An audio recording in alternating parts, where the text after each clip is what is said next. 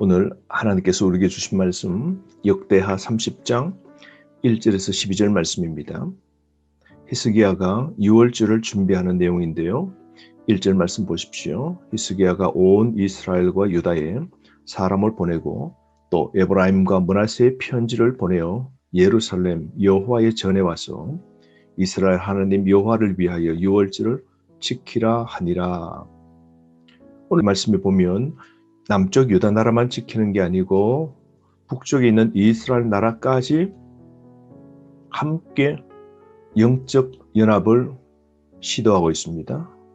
히스기야 왕의 신앙적 열정을 보십시오. 솔로몬 이후에 거의 지켜지지 않았던 유월절을 시행하고자 합니다.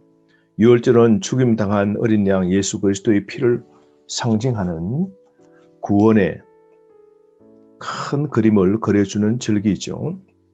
애굽에서 처음으로 유월절을 시작했고요.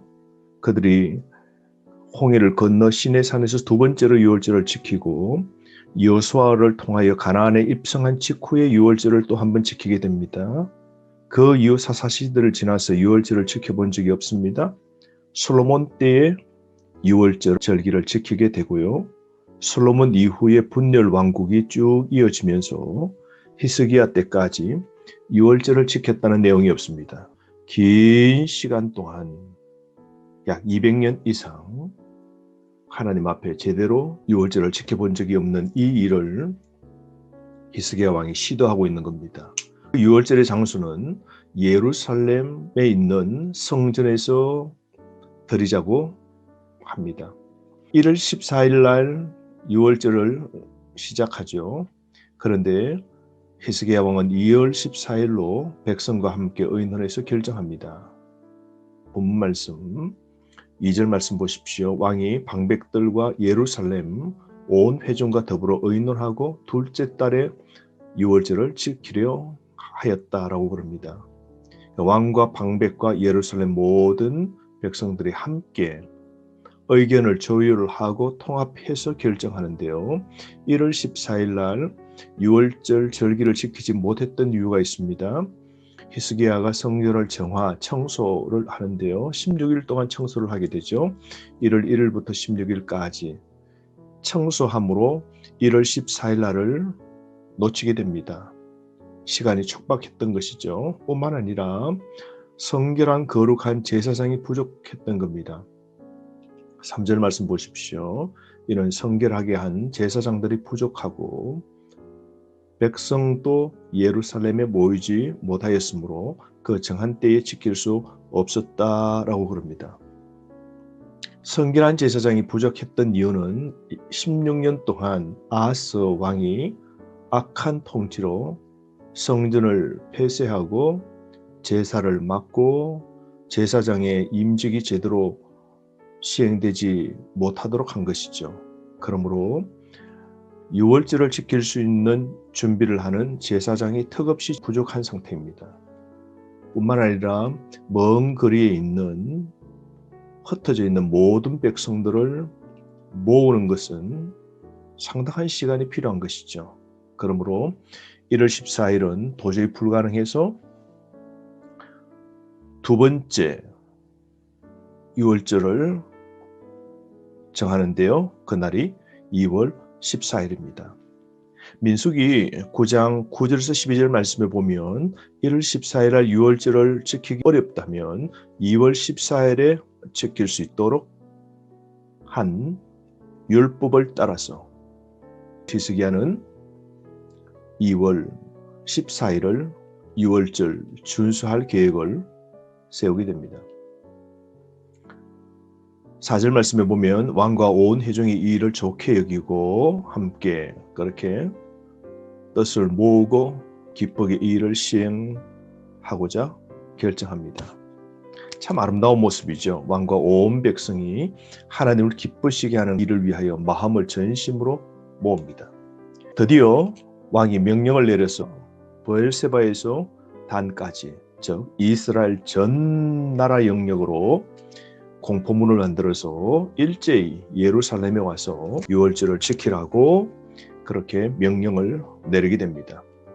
그래서 이 명령을 받았던 특사들이 전 지역으로 가서 왕의 뜻을 전하게 되는 것이죠. 6절 말씀 보십시오. 포발꾼들이 왕과 방백들의 편지를 받아가지고 왕의 명령을 따라 온 이스라엘과 유다에 두루 다니며 절하니 일렀을 때 이스라엘 자손아 너희는 아브라함과 이삭과 이스라엘의 하나님 여호와께로 돌아오라. 그리하면 그가 너희 남은 자 곧 아수르 왕의 손에서 벗어난 자에게로 돌아오시리라. 유월절 준수를 위하여 사자를 각 도시마다 보내게 됩니다.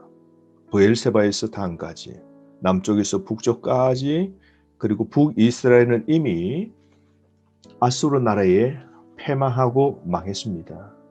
거의 황폐한 그 땅, 포로로 끌려가고 남아있는 소수의 자들이 비참하게 삶을 살고 있는 형편입니다. 그럼에도 불구하고 남쪽의 히스기야 왕은 망했던 북쪽의 이스라엘 백성을 하나님의 언약의 백성으로 수용하고 있는 것이죠. 그러므로 그들에게도 하나님께 돌아오라고 선포합니다. 선포 내용은 두 가지인데요. 하나님과 관계를 회복하라고 그럽니다. 6절 말씀 보십시오. 너희는 하나님 여호와께로 돌아오라라고 그럽니다. 두 번째 하나님께서 백성에 선포하신 것이 무엇입니까? 7절 말씀에 너희 조상들과 너희 형제같이 하지 말라. 포로로 잡혀간 그런 자들을 본받지 말라. 그렇게 말합니다. 세 번째로 진노에서 떠나라 그럽니다. 8절 말씀에 하나님의 심판받는 절망의 자리에서 이제 떠나라고 그럽니다. 떠나는 것은 뭘까요? 하나님의 명령을 지키고 회개하고 돌아서야 되는 것이죠. 그 다음 네 번째로 하나님의 자비하심을 입으라 그럽니다. 9절 말씀에 그러므로 사로잡은 자에게서 자비를 입어 다시 이 땅으로 돌아오리라. 사랑하는 성도 여러분, 우리도 오늘 우리에게 가장 필요한 것이 무엇일까요? 회개하고 돌아서는 겁니다. 그러므로 여러분, 하나님께서는 북이스라엘이 200년 동안 하나님을 떠났지만 지금이라도 회개하고 돌이키면 하나님은 돌아오신다고 6절 말씀 약속하고 있지 않습니까? 이렇게 하나님께서는 자비와 은총과 사랑을 죄를 지어 하나님을 떠났던 북이스라엘 백성들을 끝까지 품고 돌아오라고 또 한 번의 기회를 주시는 것 보십시오. 여러분, 우리가 하나님을 버릴 수 있어도 하나님은 자녀를 결코 버리시지 아니하심을 기억하십시오. 북이스라엘 패망한 나라 심판으로 그들의 땅이 절망의 땅이 되었지만 그 백성들을 하나님이 자비를 베풀어 주시고 오늘도 돌아오라 말씀하시지 않습니까? 그러므로 우리가 어떻게 살아야 될까요? 8절 말씀 보십시오. 그런즉 너희 조상들 같이 목을 곧게 하지 말고 고집을 부리지 말라는 것이죠. 여호와께 돌아와 영원히 거룩하게 하신 전에 들어가서 너희 하나님 여호와를 섬겨 그의 진노가 너희에게서 떠나게 하라. 명령하고 있죠. 악한 조상들 같이 하나님께 심판받아 죽고 포로로 끌려간 어리석었던 조상들 같이 고집 부리면 안 됩니다. 기억합시다. 오늘도 우리의 목이 곧으면 우리의 미래는 소망이 없는 겁니다. 그러므로 지금 더 이상 고집 부리지 말고 내 삶을 주께 드립시다. 지금 또 하나님께 돌아가려면 먼저 회개가 필요한 것이고요. 겸손해야 하는 겁니다. 돌아서 하나님의 임재 앞에 서고 하나님만 섬기면 하나님의 심판은 멈추고 회복은 시작될 겁니다. 그러므로 지금 하나님과 어떤 관계입니까? 새롭게 회복합시다. 9절 말씀 보십시오. 너희가 만일 여호와께 돌아오면 너희 형제들과 너희 자녀가 사로잡은 자들에게서 자비를 입어 다시 이 땅으로 돌아오리라. 너희 하나님 여호와는 은혜로우시며 자비하신지라. 너희가 그에게로 돌아오면 그의 얼굴을 너희에게서 돌이키지 하시리라. 여러분, 당장 하나님의 자비를 이 시간 구하면 성령님을 통해서 돌아오도록 하시는 것이죠. 그러므로 우리가 하나님께로 돌아가고 하나님 앞에 회개할 수 있는 것은 전적 하나님의 은혜로 가능한 것이죠. 오늘도 하나님께로 돌아오면 하나님도 우리에게로 돌아오시는 겁니다. 하나님의 이런 성품 보십시오. 하나님은 은혜로우시고 자비하신 분이십니다. 이런 하나님의 성품 때문에 우리가 지금이라도 돌아서기만 하면 구원의 땅에 들어가는 겁니다. 우리의 절망 진노는 떠나게 되는 겁니다. 절대로 하나님이 우리를 외면하지 않습니다. 하나님께로 돌아서는 자, 회개하는 자를 하나님은 절대로 외면치 않으시는 것이죠. 그러므로 오늘 이 전령들은 곳곳에 가서 돌아와 더불어 유월절을 지키자고 하는 명령을 전하게 되죠. 그런데 여기에 관한 반응이 다릅니다. 두 가지로 나오는데 첫 번째 10절 말씀 보십시오. 에브라임과 므낫세 지방의 각 성으로 두루 다녀서 스불론까지 이르렀으나 사람들이 그들을 조롱하며 비웃었더라 그럽니다. 아직도 북이스라엘의 남은 자들이 하나님의 심판 때문에 망하였음을 깨닫지 못하고 있는 것이죠. 그러므로 하나님 앞에 돌아서 진정으로 하나님의 은혜로 회복될 메시지를 조롱하고 비웃는 것 보십시오. 오늘 시대도 동일하지 않습니까? 하나님께로 돌아가고 하나님을 받아들이며 된다는 복음에 조롱하고 비웃음을 치는데 우리는 흔들림 없이 복음을 전해야 됩니다. 오늘 이 시대는 복음을 좋아하지 않습니다. 오늘 이 시대는 교회를 비웃습니다. 그러나 여러분 절대로 흔들릴 수는 아니 됩니다. 강팍한 심령은 구원의 은혜를 이처럼 거절하게 되는 것이죠. 그러나 11절 말씀 아셀과 므낫세와 스불론 중에서 동일하게 북이스라엘 땅입니다. 북이스라엘 땅에서도 몇 사람이 스스로 겸손한 마음으로 예루살렘에 왔다 그러지 않습니까? 스스로 겸손한 마음으로 하나님이 남겨둔 진실로 깨끗하고 순전한 사람들은 북쪽에서 남쪽 나라 예루살렘의 유월절을 지키기 위하여 온 것 보십시오.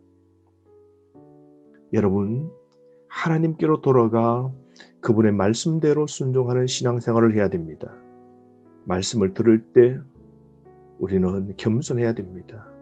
하나님의 음성을 들을 때, 설교를 들을 때 우리는 겸손해야 됩니다. 스스로 겸손한 마음으로 하나님의 말씀에 청종해야 됩니다. 그러므로 여러분, 하나님 명령은 적극적으로 지켜야 되는 겁니다. 오늘 우리는 어떻게 삽니까? 내 마음의 심령은 어떻습니까? 하나님의 복음과 설교에 조롱하고 비웃고 있습니까? 강팍한 심령으로 구원의 은혜와 하나님의 회복의 기회를 거절하고 있습니까? 그렇지 않으면 오늘 시대의 소수이겠지만 하나님의 말씀 앞에 겸손한 마음으로 하나님의 명령에 순종하고 있습니까? 그러므로 여러분, 하나님의 말씀을 들을 때 우리는 말씀을 겸손한 마음으로 받아들이고 말씀대로 실천하는 삶을 삽시다. 12절 말씀 보십시오. 겸손한 마음은 누가 주신 겁니까? 하나님의 손이 또한 유다 사람들을 감동시키사 그들에게 왕과 방백들이 여호와의 말씀대로 전한 명령을 한 마음으로 준행하게 하셨더라. 우리가 꼭 깨달아야 될 것은 우리 삶의 배후에 은혜를 받도록 하시는 분이 하나님이십니다. 12절 하나님의 손이 감동시키시는 것이죠. 그러므로 여러분, 우리의 순종, 겸손한 마음은 하나님의 감동하심 때문입니다. 오늘도 성령으로 말씀에 순종하게 하시는 겁니다. 하나님께서 우리를 감동시켜 주셔서 오늘 이 말씀을 듣고 은혜 받도록 또 하시는 것이죠. 그러므로 하나님의 은혜를 깨닫고 감사합시다. 나를 감동시키고 말씀의 한 구절에 은혜 받도록 하시는 우리 하나님, 무한한 자비와 은혜를 베풀어 주시는 하나님께 감사합시다.